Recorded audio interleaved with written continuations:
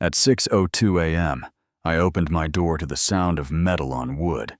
3 guys in orange vests raising pry bars at my boy's wheelchair ramp, while the HOA president in pearls handed me a pink citation like a parking ticket on my own porch. $750 and a 72-hour demolition order. No blink, no heart, just ink. I told her there was a city permit stapled to the post, and she didn't even glance. She just said, "Uniformity isn't optional," Mr. Price, and drove off while my pool fob went dead in my hand. By sunset, a sheriff's deputy would be taping a court order to the Maple Ridge Commons clubhouse door with her name printed at the top, and my knees would finally stop shaking. But if you want the truth, you have to hear the part in between. You know what I mean. My name's Evan Price. I'm a carpenter who double-checks his measurements even when nobody's watching, and I'm the dad of an 8-year-old named Luca, who likes space posters and dinosaur nuggets, and needs a ramp to get to the sidewalk without me deadlifting him every morning. We live in Fairview, North Carolina, in a neighborhood where the grass is cut to the same height, like it's competing for an award, and folks wave with all their teeth, but sometimes none of their warmth. I built that ramp by the book. 112 slope, non-slip treads, rails at 36 inches. Pulled the permit, passed inspection, stuck the little green sticker on the post like a badge, and thought the story was over. It was not over. At 6 on the dot that morning, Pamela Klein, blazer bob voice like a meeting invite, showed up with a compliance guy named Ethan, who never looked up from his tablet, and 2 contractors measuring my porch like it already belonged to somebody else. Violation 14. 2. Unapproved exterior addition. Remove in 72 hours, or fines accrue at $500 a day, she said, like she was reading the weather. I pointed at the permit sticker catching the first light and said, "I had a city sign off." Ethan tapped his tablet and muttered the system didn't show it, and Pamela gave me that tight smile that pretends to be kindness. "We prefer to settle things within the community," she said, then told Ethan to deactivate my amenities. And if you've ever watched a cheap bit of plastic in your hand stop working like it just judged your soul, yeah, that happened. I brewed coffee. I didn't drink, emailed. mapleridgehoa.org. Mail to arc@mapleridgehoa.org with photos and measurements and the inspector's report.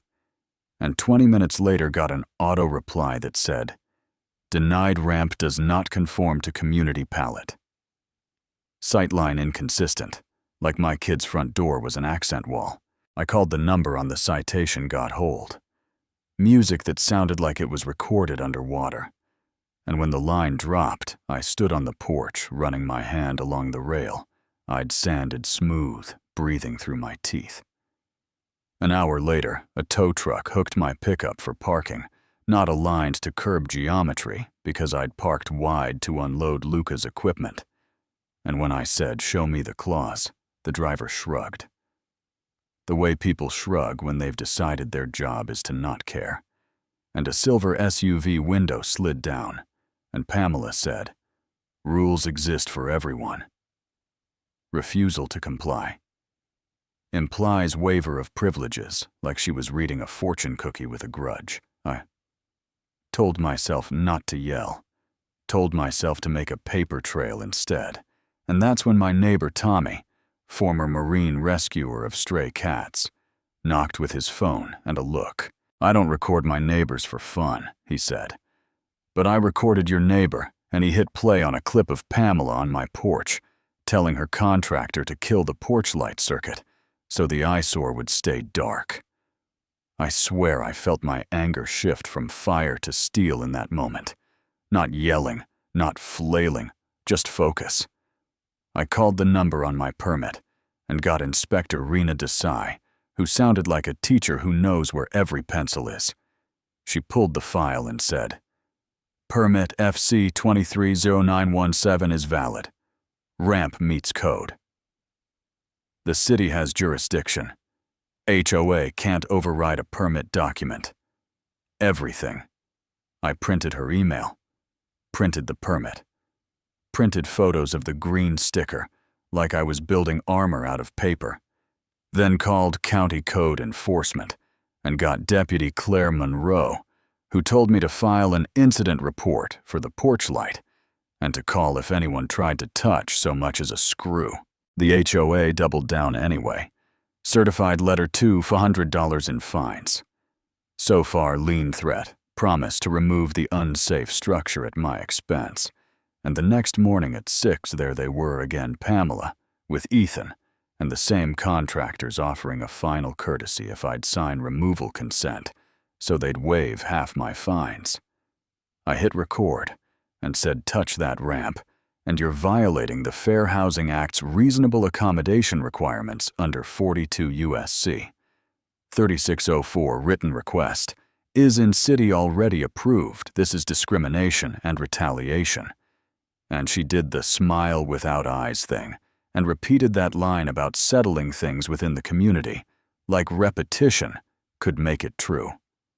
That's when the twist hit, a 2:11 a.m. email forwarded by a junior board member named Chase. Subject: re-standardizing access aesthetics, with a chain where Pamela pushes a rule that only gold standard ramps from Blue Peak Mobility LLC are allowed, and an attached W-9 that says the owner is Gregory Lang, who shows up in a community newsletter as Pamela's brother-in-law, arm around her husband at a barbecue like a billboard. So it wasn't sightlines. It was a kickback tree strung with administrative fees, and my kids' access was a revenue stream. I filed a formal FHA accommodation request again, in writing dates stamped at the clubhouse and emailed, and got denied again the next morning with that pretty phrase about community harmony requiring uniform solutions, which is a long way to say no. I put everything in a banker's box and took it to a litigator named Brooke Allen, whose office sits over a bike shop and smells faintly like chain oil, and she looked at my stack the way a good mechanic looks at an engine. They know they can fix. Emergency injunction, temporary restraining order. Discrimination under FHA interference with a permitted structure. Utility tampering, conflict of interest, she said, and told me not to engage, except in writing, and to call her then, 911, if anyone so much as loosened a lag bolt. Court came quick. Holcomb County wood benches a wheeled TV cart for remote testimony. A local news crew who wandered in like they'd taken a wrong hallway and then stayed. Judge Melissa Trent has that presence that makes you sit up straighter without thinking about it. And when she asked for the emergency basis, Brooke walked through the exhibits like she was laying cards on felt. Exhibit A, the permit and city sign-off, and Inspector Desai on video saying the ramp meets code and the permit is valid. Exhibit B, my written accommodation request next to the HOA's denial with Pamela's line about uniform solutions. Exhibit C, the email chain and the W-9 linking Blue Peak to Pamela's family. Exhibit D, Tommy's video of the porch light order. Exhibit E, the HOA's own bylaws saying accommodations for medical necessity shall be approved. Exhibit F, the fine ledger and lien threat. Pamela stood to deliver a speech about harmony and approved vendors providing gold standard solutions, and the judge lifted one hand and said, "Approved by whom, Ms. Klein? Your brother-in-law and I watched the red drain out of Pamela's posture, even though her suit didn't change color. And if you've ever seen a story break in real time, you know the sound. A room gets quiet in a way you can hear." The judge granted the TRO, no demolition, no fines, no liens, ordered my services restored, immediately referred the conflict of interest mess to the state attorney general and the discrimination complaint to HUD. And then she looked over her glasses like a parent with perfect aim and said, "The ramp stays." The retaliation stops, and the gavel clicked soft as a seatbelt, and somehow louder than thunder. We walked out into air that smelled like rain holding its breath, and Deputy Monroe met us at the clubhouse with a clipboard, and the kind of calm that doesn't perform.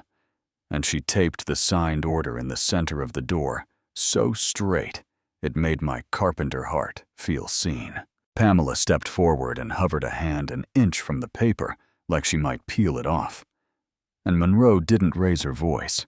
She just said, "I wouldn't do that," and Pamela pulled her hand back like the page had heat, and somewhere a board member whispered, "Can she even do that?"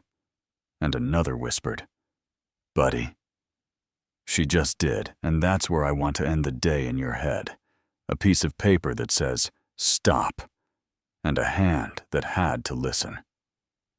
Back at the house, Luca tapped the green permit sticker with one finger like it was a magic button and asked if the pool worked again.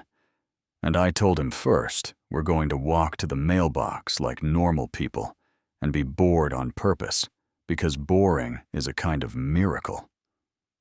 After weeks of adrenaline, then maybe the pool. Later, I stood under the porch light and watched a moth throw itself at the bulb and thought about how easily the word community can get hollowed out until it means uniform instead of neighbor.